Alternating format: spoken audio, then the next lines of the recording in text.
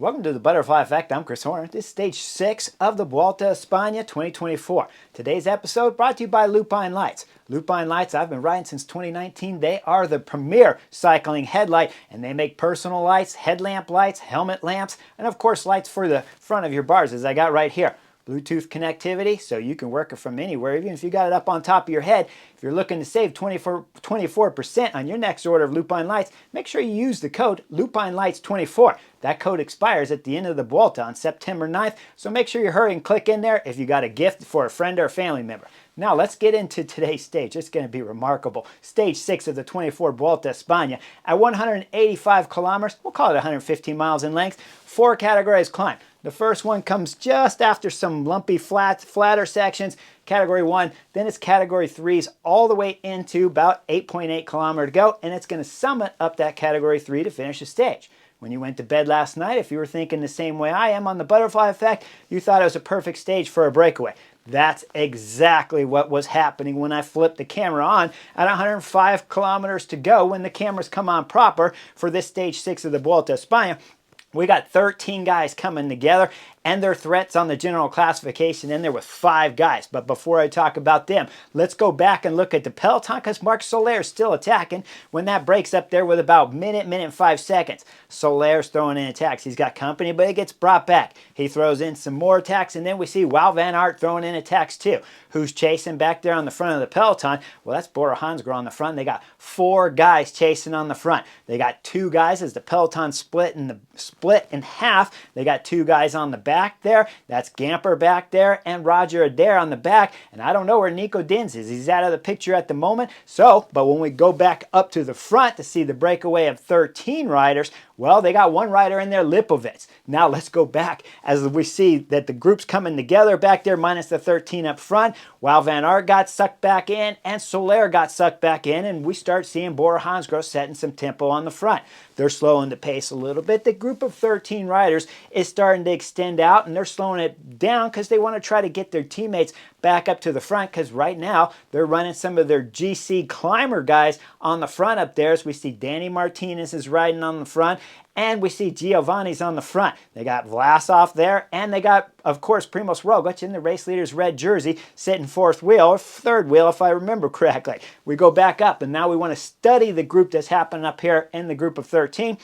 Because there's threats. Lipovets is the highest on the general classification at 1 minute and 50 seconds back from his race leader, Primoz Roglic, in the red jersey. Now, you guys know I don't normally like this tactic. Depends on how he got in there. If Lipovets got into this group of 13 and he didn't have to use much energy and he's just sitting on the back because they got the race leader's red jersey, it's a good plan. But I'm watching Lipovets actually rotating through in this group of 13, and I'm seeing his teammates on the back riding back there with Giovanni and Danny Martinez. Something's a little bit AWire right here, as you got riders from Bora Hansgrohe working on the front, riders from Bora Hansgrohe working on the front of the peloton, and of course they got 2 guys back there chasing, and Nico Dins someplace else, but he'll get back up to the front of the group eventually. Now what's going to happen, those 2 groups will come back together, then we start seeing on the front there, Bora Hansgrohe got some extra help. When we start looking at the extra help there from Bora Hansgrohe, we know that Patrick Gamper's riding the front. We've seen him ride in the front on earlier stages here at the Vuelta a España, especially that first mountain stage on stage 4 of the Vuelta a España. He did a ton of work. Now he's riding tempo again. Now we go back up to this group of 13 and we start looking at the 5 guys that are a threat. The other 4, besides Lipovets, we're going to see Ben O'Connor at 1 minute 56 seconds. He's got a teammate in there from AG2R. That's Clement Berthet. He's in there and he's 2 minutes and 19 seconds down on the general classification. Then Kristen Rodriguez is at 1 minute and 58. And the last of the 5 is Jurko Barade. Barade's 2 minutes and 7 seconds down on the general classification. So 5 guys are a threat to Bora Hansgrohe, 4 if you take out Lipovets. As we're coming into about 66 kilometers to go, these guys have been working well together, and this gap is starting to get up to about 4.5, 5 minutes. I take you back to the back of the peloton there. Bahrain Victoria start getting on the front. Remember these guys riding on the front when I take you back to the Giro d'Italia as they're racing for the white jersey back there? Well, they're doing the same thing at this moment too, trying to protect the white leader's jersey, because up front Lipovets is a threat for taking it too. Now, we go back up to this front group of 13. Why don't I like the move from Bora Hansgrohe when you put a guy up here? Everybody loves doing this move, but when you have a one guy in 13, he can't control 12 riders. Now at the moment, we're going to start seeing Lipovitz there spraying his head with water. He's at the back of the group of 13, about third from the back there, over to the left side and blocked in. And just in front of him, closer to the front, is AG2R, Ben O'Connor.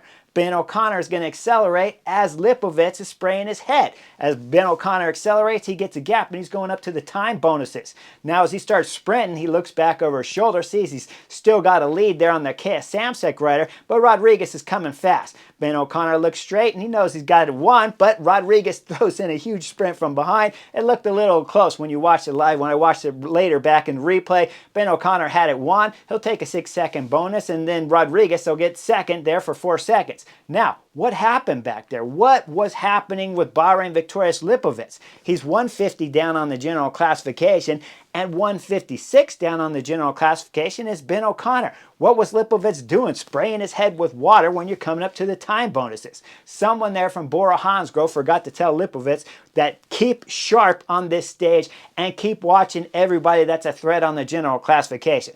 Well, the 11 guys come back to the 2 up front. We got 13 again. But not for much longer. It's going to take about 2 or 3 kilometers, and then all of a sudden, Ben O'Connor throws in attack. What was Lipovitz doing? Well, his hand was in the cookie jar. He had his hand in the back pocket there as Ben O'Connor's going up the road with Hess Limrays there from DSM. These 2 riders got a gap. They're throwing down. The guys in the back are attacking each other, trying to bridge across, but no one's making any inroads to Ben O'Connor up there and Hess Limrays that are throwing down on the pedal and starting to extend the gap. Lipovitz, what were you thinking at this moment? What did your DS tell you? Did he prepare you correctly here for this stage 6, the tactics, if you were in a group this size? When you're in a group of 13, 5 guys are a threat on the general classification, and you're one of them, and you're riding for Bora Hansgrohe's Primoz Roglic's team in the race leader's red jersey, you certainly, absolutely, hands down, have to keep an eye on Ben O'Connor. You're spraying your head down when he attacked for the time bonuses. You're reaching in the cookie jar when he attacked again.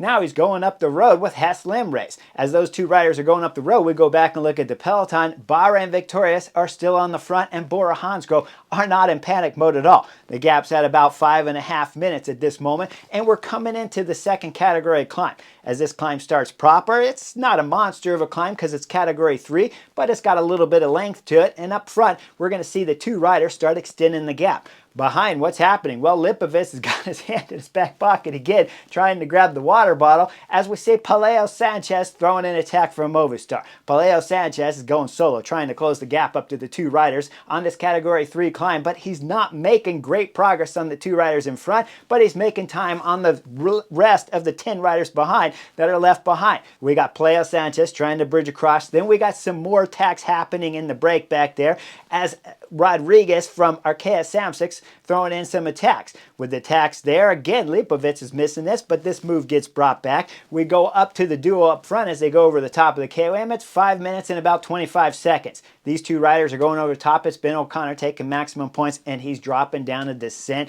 blazing through the corners. The AG2R rider knows he wants a shot at winning today's stage 6 of the Vuelta a España. Can he get the race leader's red jersey? Well, we're going to have to wait and see. As those 2 riders are bombing, Paleo Sanchez is bombing. Then he gets some company as 2 more riders come up to him. That's Marco Frigo there from Israel Premier Tech, and it's Barada there from Kern Pharma. What's this going to cause? Well, this is causing all kinds of problems in the back of the group back there with the group that's left from the breakaway. As we see Lipovitz on the front, he pulls off the front, he looks back. Of course, you're not getting any help because Kern Pharma's sitting there, 3rd, 4th wheel. And then we see AG2R, Berthe, sitting there, and they're blocking right now because they got teammates going up the road. So Lipovitz is pulling off to the left, looking backwards as the gap is just starting to extend out there massively to Ben O'Connor and Hess Limrays. Hess Limrays is sitting on Ben O'Connor as he looked back over his shoulder, asked for some help. But Hess Limrays knows at this moment he needs to save a little bit of legs. He'll do a little bit of more work up there before he's going to start getting dropped on this next category climb.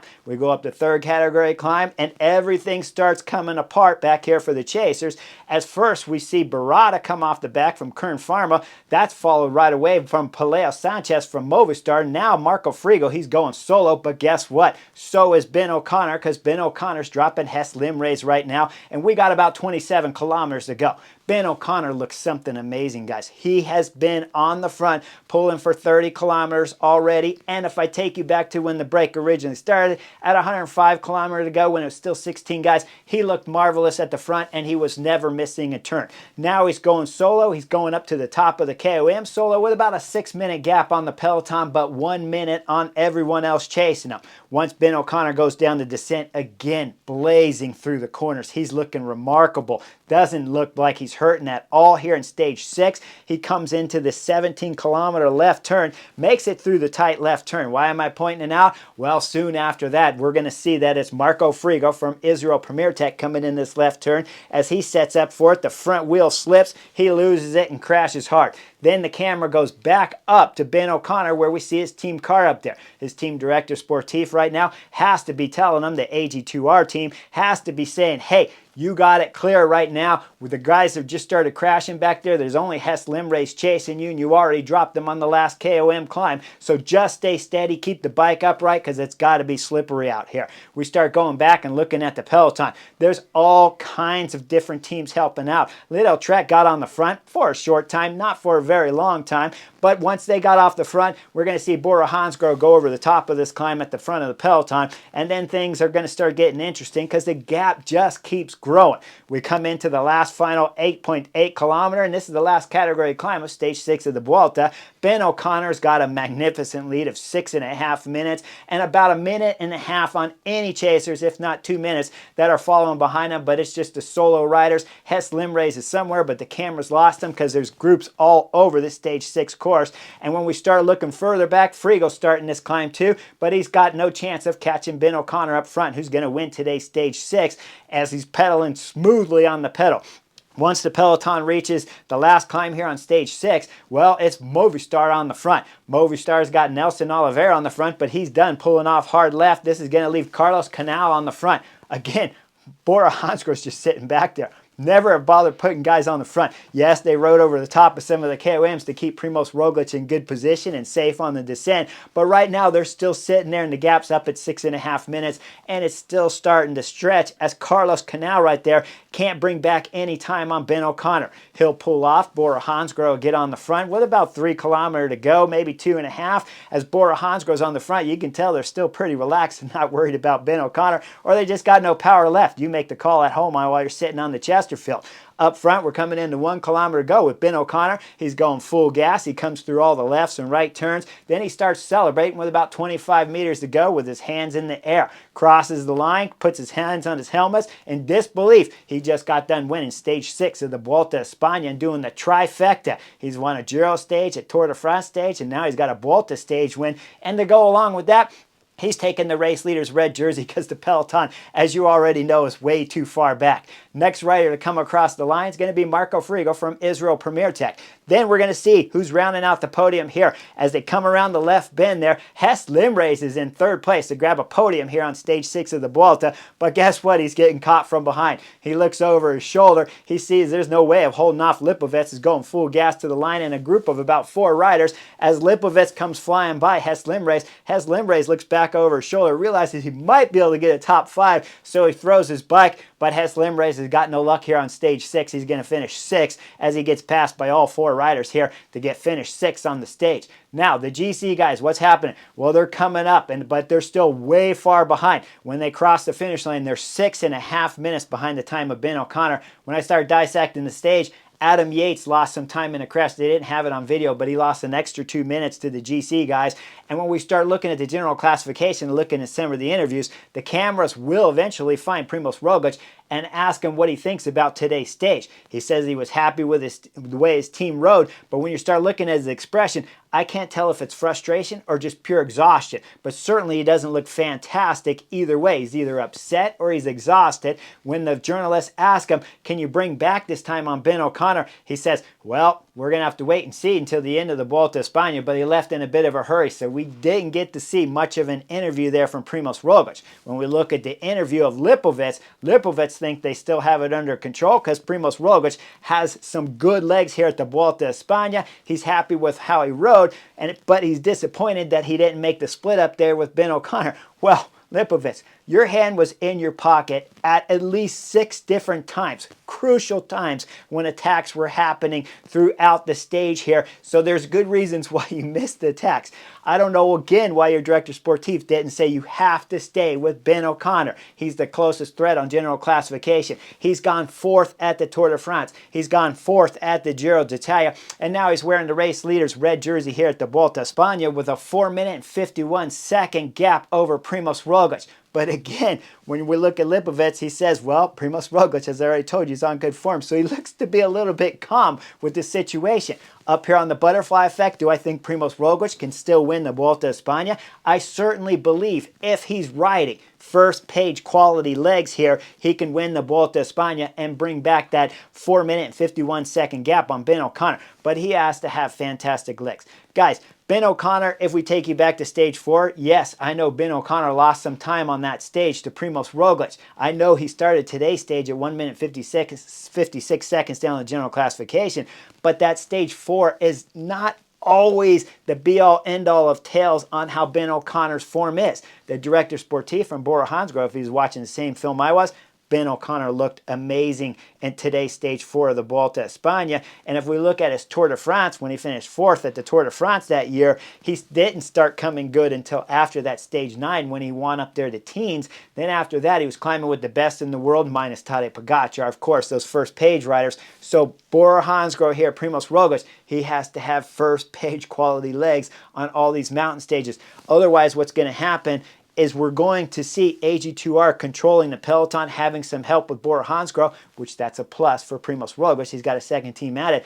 But once we see Primoz Roglic start going really good on these mountain stages, if he does, Ben O'Connor, if he's got good legs like we've seen in the past, if they've come good, he's going to have help back there chasing Primoz Roglic after Primoz Roglic is going solo up the climbs. So it's going to be a tall order. Doable, again, I believe, for Primoz Roglic, but you better be 100% good. And there's reasons why after the stage you looked a little bit dejected, if not a little bit tired after today's stage 6, because it was full gas from kilometer 0 all the way to the finish. Make sure you guys like and subscribe. I'll see you guys on the next edition of the Butterfly Effect real soon.